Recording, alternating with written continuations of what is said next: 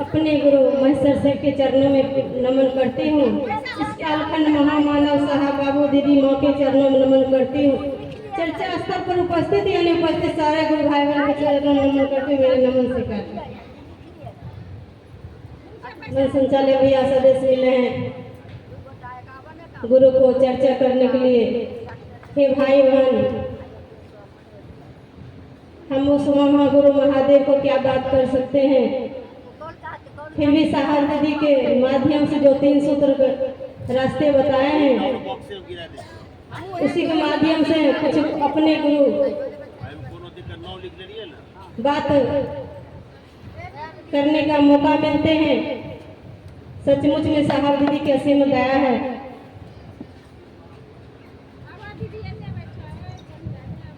प्रयास सर्वोपरि होते हैं।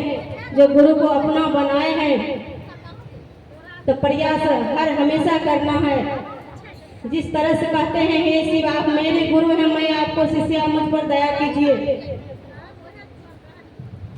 लेकिन बोलने से दीदी काम नहीं चलते हैं, क्योंकि जो गुरु जो आदेश दिए हैं, जिस शब्दों से खुद के बोले हैं, हे शिव आप मेरे गुरु हैं,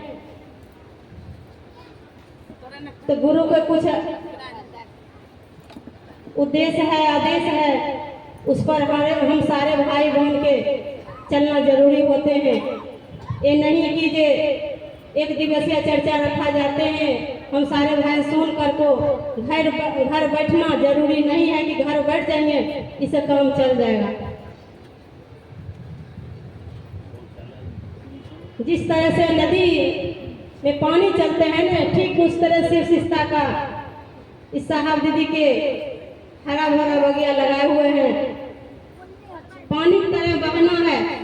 जैसा ढेर सारा भाई बहन मिलजुल कर को इस गुरु के काज में शामिल होकर को आगे बढ़ाने के लिए प्रयास करेंगे। जब ढेर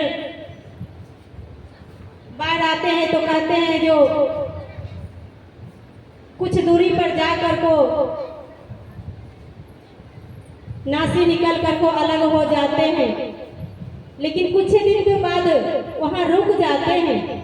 लेकिन जो नदी धारा चल रहे हैं वो कभी नहीं रुकते हैं। सामने में जो कचरा आते हैं सब लेकर को साफ कर को निकलते हैं, लेकिन चलने वाले को हर रास्ता साफ नजर आते हैं।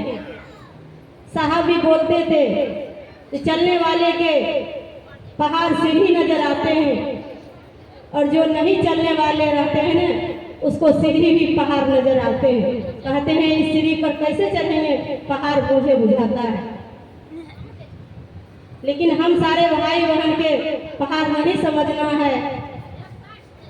इस गुरु को आदेशी कारण पर हम सारे भाई बहन के साहब दीदी से दया मांग करके, अपने गुरु को दया मांग कर को इस गुरु को काज को आगे बढ़ाने के लिए प्रयास करेंगे। ऐसा नहीं है कि सारे शिष्य बना हुआ है गुरु भाई बहन, बहुत अभी छूटा हुआ है, बहुत छूटा हुआ है। अभी हर गांव भी छूटा हुआ है, ऐसा नहीं है कि नहीं है, हर गांव छूटा हुआ है। हम सारे भाई बहन मिलकर को प्रयास करेंगे। जहाँ जहाँ छूटा हुआ है गुरु भाई बहन नए शिष्य बने, वहाँ बनाने के लिए प्रयास करेंगे। कुछ गुरु भाई बहन कबूलती चर्चा जो करते हैं ना, वो खुद शिष्य नहीं बना हुआ है।